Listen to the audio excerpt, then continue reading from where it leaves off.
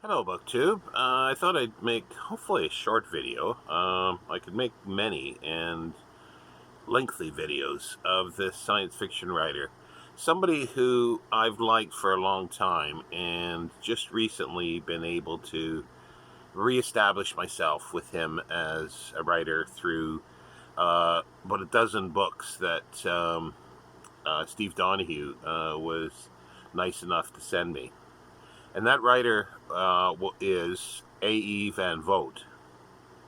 A lot of people have difficulty or not sure how to pronounce his surname, V-O-G-T. It's Vogt, as in voting. He did not start out, though, as A.E. Van Vogt, or even Alfred Elton Van Vogt. He started out, born in 1912 in Manitoba, Canada, as Alfred Vogt, a part of a Mennonite community, I believe. And in the early 30s, he had moved to sort of bigger areas like Toronto area. And he began a writing course, a correspondence course, I believe it was, to learn how to write. And he started writing for like True Confession type magazines, Lovelorn and things like that. He moved back out west in Canada to Winnipeg, I believe, and he got married, but with what's her name? Maine Hall, who became a writer, well, possibly a writer. That's a little, it's one of the things that are sort of strange about Van Vogt. Anyway, and then he wrote some radio programs for local radio stations, and then he moved to California with his wife, and he began writing science fiction. And he wrote sort of, it was almost a pastiche, I suppose, of John W. Campbell's Who Goes There. And it was sent to Campbell at Astounding. It was rejected, but then he followed up very quickly with another one called The Black Destroyer.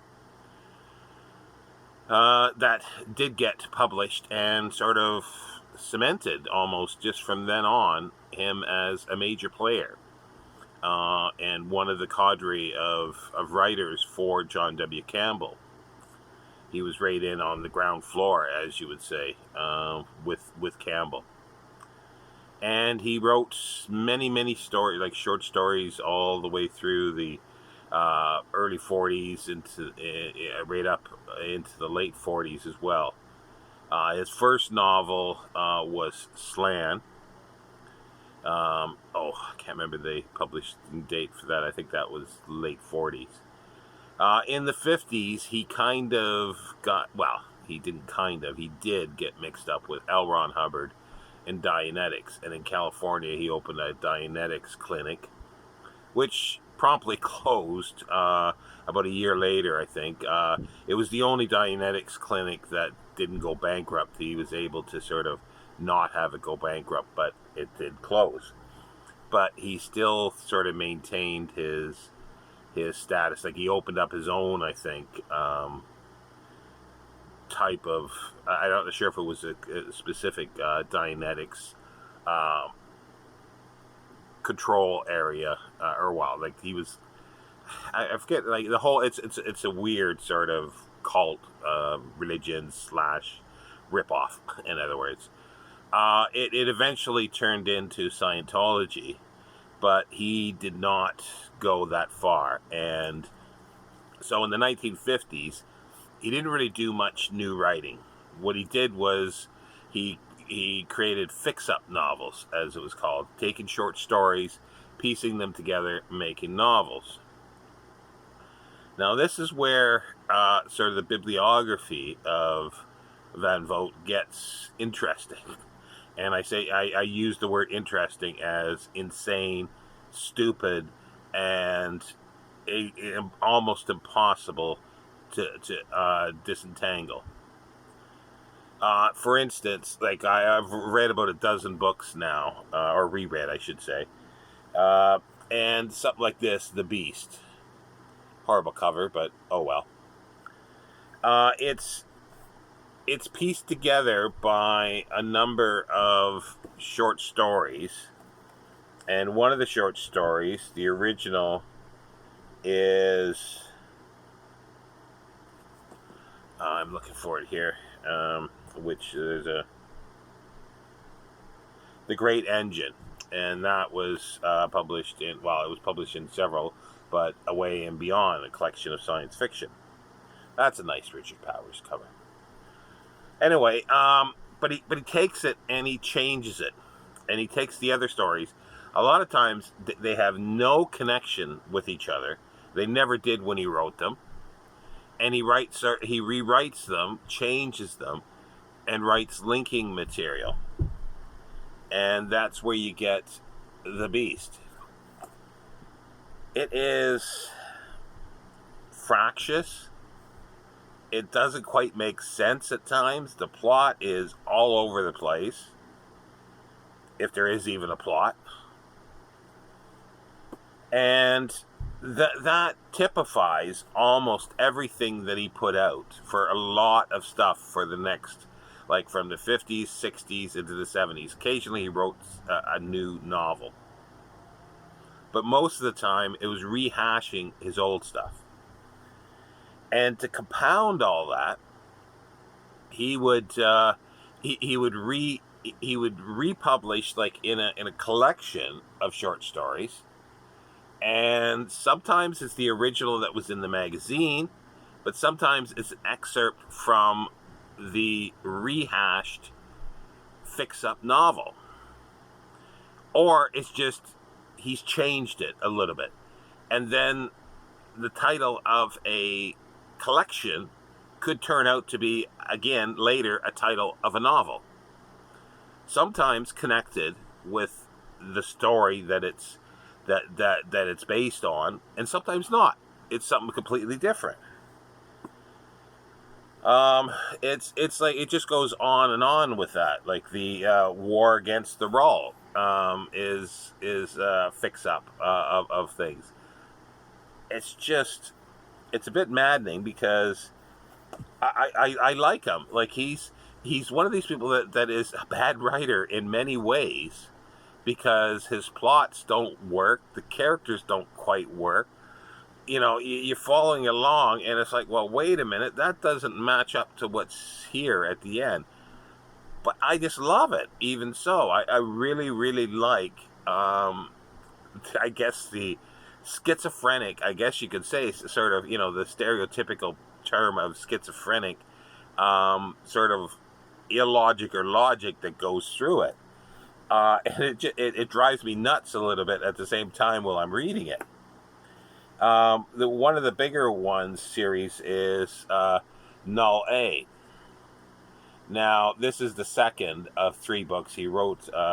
Last one, and one of his last books that he wrote was called Null 3, I think it was called. The first one, The World of Null A, was originally done in the magazine, again pieced together, and then it was put out in a book form. It came under heavy fire from Damon Knight, who wrote an essay which he reprinted in, is it called Sense of Wonder, I think it is. He basically called him a gerrymander science fiction writer. It's like I think one of the things is like it's like a kid with a huge typewriter, and doesn't quite know how to use it, where the plots aren't consistent, the characters don't hold together, and everything. And it actually hurt his career a little bit, because Damon Knight became, if Damon Knight said something, it was usually listened to. It may not agreed with it, but it was listened to. And he was a critic. He was also one of the first sort of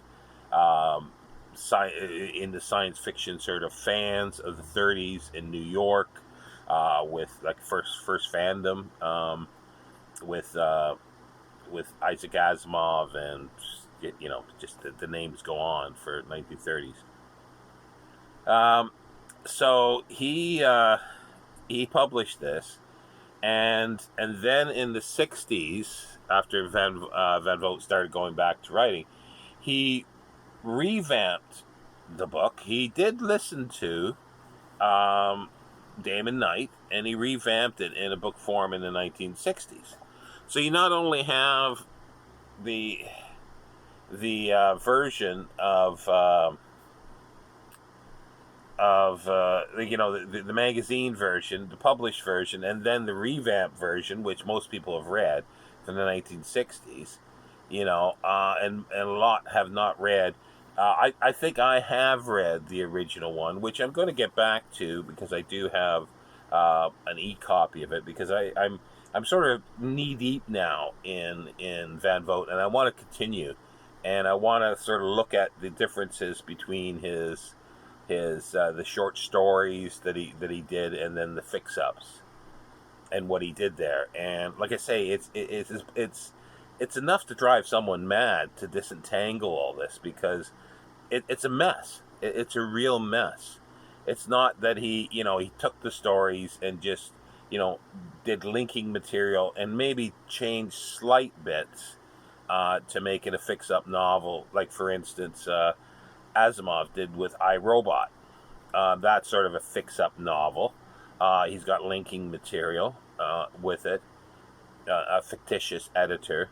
And one to me always jumps out is City by Clifford Simak, which is just beautifully done. A collection of short stories that is turned into a believable novel to a certain extent. Like, it obviously has faults, like all these things do, but it works. Van Vogt's, he takes what essentially is a really good story, like The Great Machine or whatever it is. And it's just a lovely little story. And then there's another story that goes in with this. Those are lovely little stories on their own. But then the way he warps it into the Beast, or as the British version, the Moon Beast, and sometimes there's differences between those as well, but I don't think in this case there is. It's just, it's. I'll come back to the word maddening to try to do it, but I do love reading his stuff. I don't know why. It's like any other writer would just drive me crazy that would do something like this, and the poor plotting in that, and sometimes the choice of words, his writing style sometimes is awkward.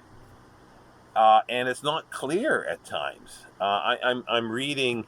I'll be finished it this afternoon. I'm just over halfway of the Book of Ptah, and that's also been published as 2 million years A.D. So you got to be careful. Like they just come up with these things and change the names all over the place. So, and then, going back to the world of Null A, is it in this one?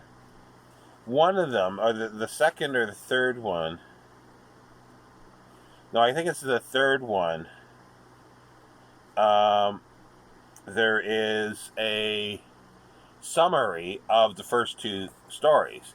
However, the summary of the first book is not of the book that was published in the 1960s. The summary is more of the serialized story in Astounding. I think Astounding. So there's differences, but it's put in the book as if it's a bit strange. And most of his stuff, like he was born in 1912. I'm not sure if I mentioned that. And he lived, once he moved to California, that's where he lived for most of his life. His first wife died, the Main Hall, E. Main Hall, died in the mid-70s, let's put it that way. He did marry again in the late 80s, and then he died of Alzheimer's in 2000. But he kept on writing, like even during the 80s. But we'll get to that in a second. Like his wife, like there's many books that are put together like this. That are fix-ups from stories that were under the name E. Main Hall. But did she actually write them? There is a controversy there that he used her name as a pseudonym. But then he took her stories and fixed them up into novels and changed them.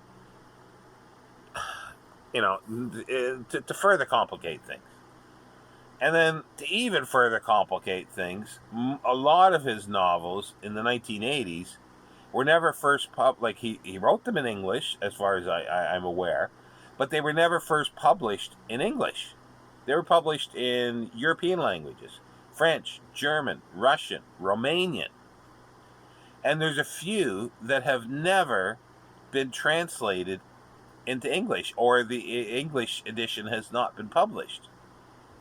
So I don't see this thing. I'm not sure. Like, this is something that I'm interested to find out. If anybody knows, do let me know. But I just haven't did a search for this. I kind of wonder is like when the books that were published first in in European languages, was that the text that was translated into the English, or did he have the English manuscript that was published? I wouldn't doubt it's all the above with Van Vogt, you know. But yeah, he's, you know, he actual real novels, there's not that many. And I'm not sure how many short stories, but he was quite prolific in the 40s. He was one of the biggies of the golden age of science fiction from, say, 39 to 51, 52. He was one of the biggies with Heinlein. Well, he was actually bigger than Heinlein and definitely bigger than Asimov at the time in the 40s. So he is the biggie of golden age science fiction, and despite you know, Damon Knight's correct, I guess you could say. There's a bit of, I have to reread. I do have the book, I think it's Sense of Wonder or something like that, where there's essays. It's essays on science fiction. I have to pull that out and reread that. I think he is a bit vicious at times, rather than just analytical and critical of the material. I think he's quite vicious because he does say stuff as far as I can remember. He's like a child with a oversized typewriter, or something to that effect. So, but yeah, he's, and like I say, I'm trying to track down. I have one more. I'll be finished Ta at the end, and then I've got the Wizard of. Oh, I can't. Can I reach it? Oh no, there it is. There. This is the last one that I have. I read two of them as ebooks: the World of Null A and Null 3. So this one, but there's a prequel sort of to this. This is a fix-up as well. So I want to read the one before this, before I get to this. Not that it really matters. But then that means that I've read, like, there was 2 collections. So 1, 2, 3, 4, 5, 6, 7, 8, 9, 10. So I've read, well, it'll be 11 with this one. So I've read 10. I think that's right, yeah. 1, 2, 3, 4, 8, 9, and then 10 and 11. Yeah, so I've read 11 so far. There was another one that I was sent, but again, it's the Ptah that I'm reading now, and it's just a different title.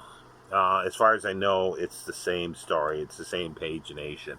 So they probably just used the same plates for it, but changed the title for whatever reason. But yeah, so I'm not sure if you like. So it's 20 minutes. So much for short video. If anybody enjoyed that, would you like to hear more of my sort of journey through Van Vogt's writing, and maybe highlighting specific titles, and especially the fix-ups, and going into a little more detail of the creation of it, I suppose. Like where the original, and what the original story had to do, and what changes, or as far as I can tell, changes into the fix-up novel, and what he did. And maybe more, I'd love to research a little more about his life as well. I don't know much about him. There's just, fragments that I've gathered over the years. I don't think there's ever been a biography written by him. He has written he did write a memoir, but that is impossible to find now. I think it was almost privately published, or at least by a very small publisher. But anyway, if it's something you'd like to see, do sound out in the comments. And if you've read Van Vogt, what do you think of his writing? Do you like it despite all the faults? I'd love to hear. Take care, BookTube.